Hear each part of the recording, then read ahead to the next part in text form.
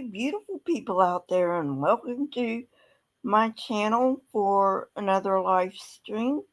Today it's Judaism and Charity, and I'm taking it from Rabbi Toby Singer's book, Let's Get Biblical. This is volume 2. Uh, so, anyway, his format is always a question first and then the answer. Okay, so we're going to go over Judaism's idea of charity as presented in the book, and then we're going to go over Christianity's idea of quote unquote charity. And I may get a bit heated when I get to that topic, but anyway, we'll see how it goes. All right.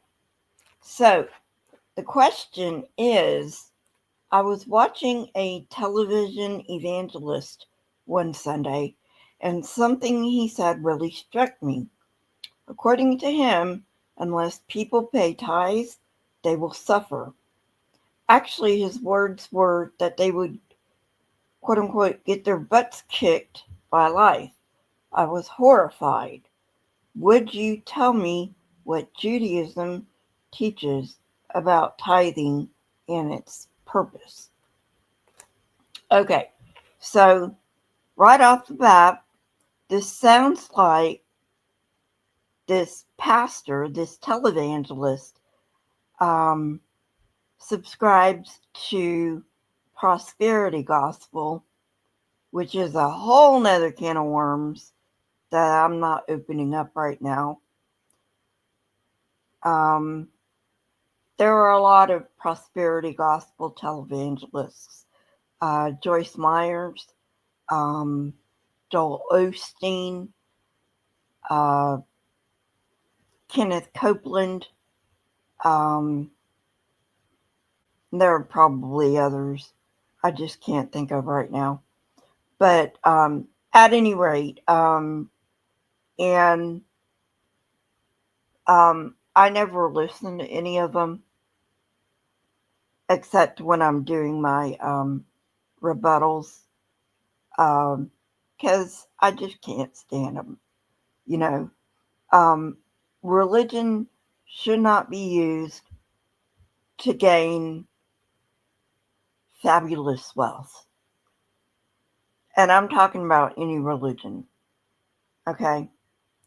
And that's something we'll get to when we get to Christianity. Now, I'm not so sure if Judaism gets this fabulous wealth and all that. I don't know.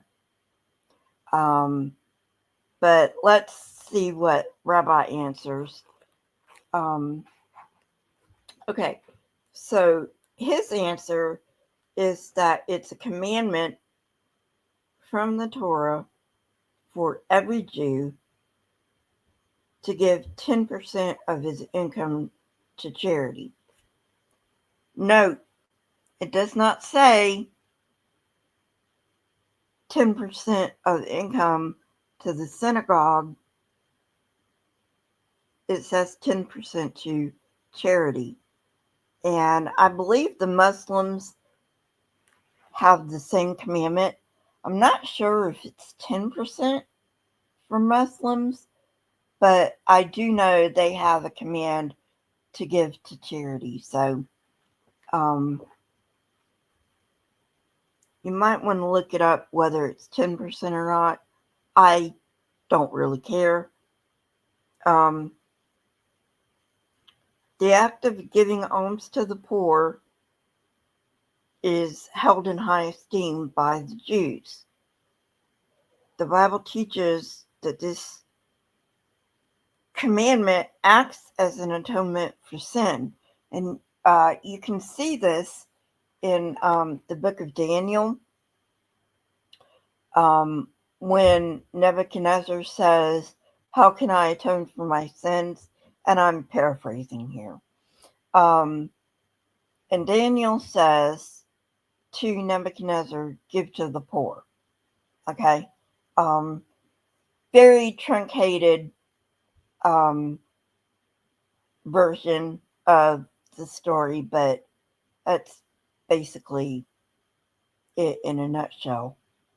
Um, so, oh,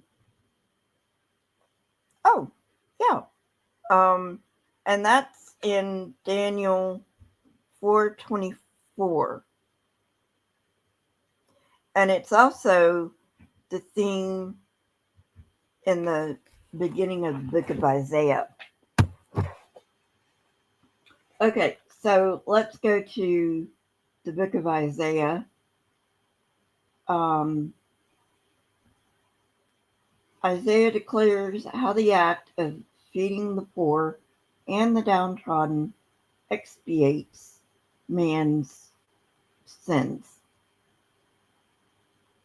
Isaiah begins with a condemnation of Israel. In the 16th verse, I assume that's in chapter 1, the prophet almost unexpectedly soothes the nation of Israel by teaching them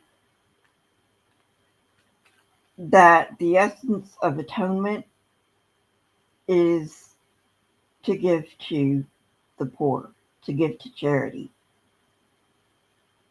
If they turn from their ways, their sinful ways, and care for the downtrodden, their sins will be forgiven, according to Isaiah.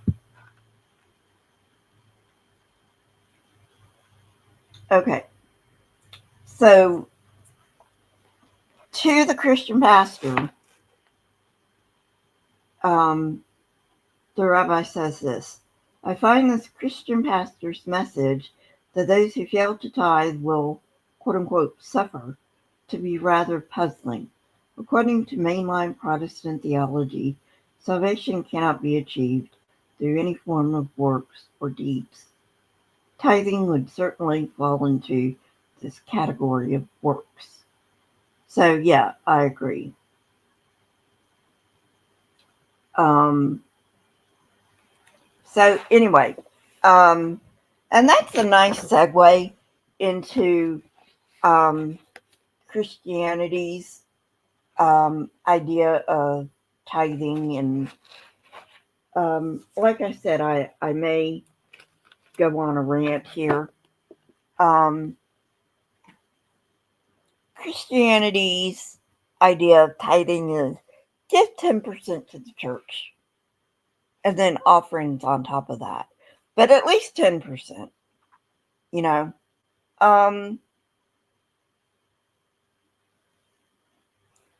Now, I don't have a problem with a church using a portion of the tithes to pay a modest salary to full-time workers. Okay, I don't have a problem with that. Now, when you get to having 2 jets and $10 million homes, then yeah, I have a problem with that.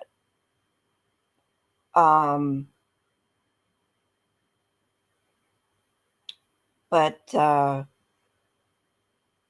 you know, upkeep of the church, if you don't have, you know, a parishioner who can do that, I don't have a problem with them spending money on that, you know.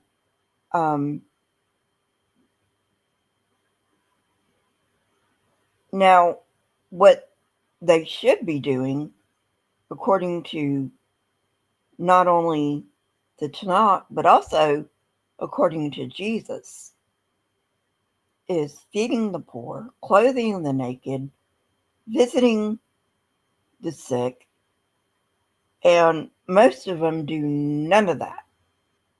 Okay, most of them do not do any of that. Some of them do. And, you know, I have to say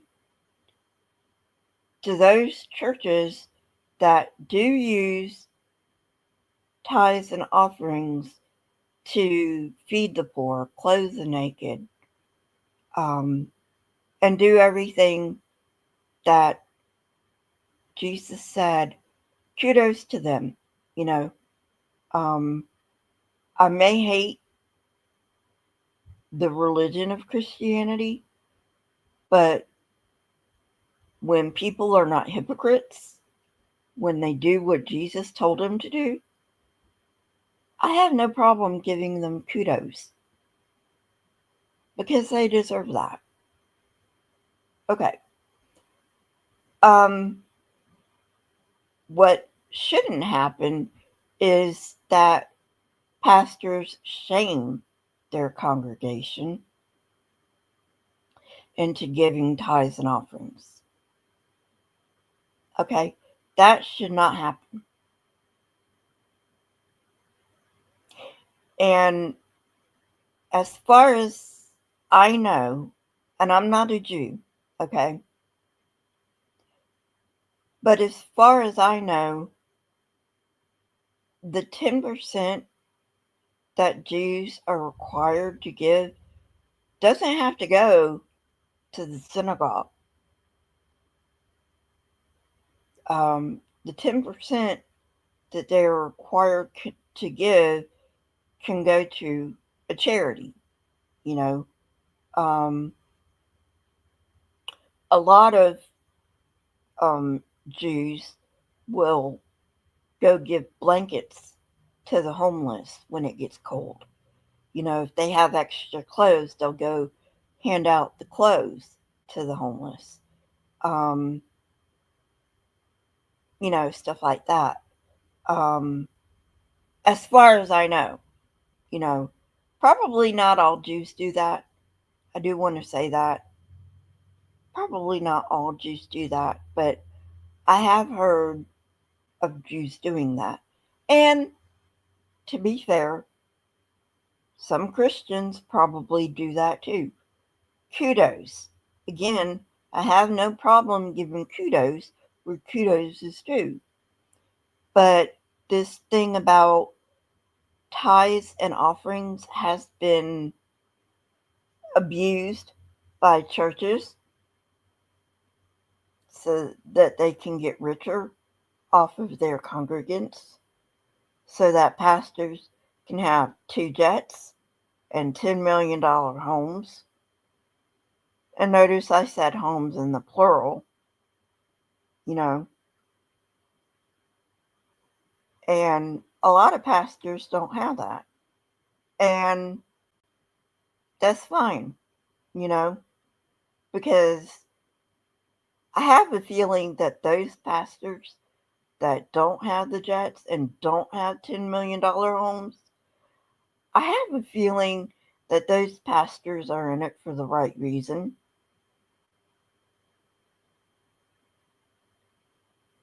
You know, even though I feel like Christianity is a false religion, I feel like all religions are false, but, you know, whatever floats your boat. As long as you're not hurting anyone. You know,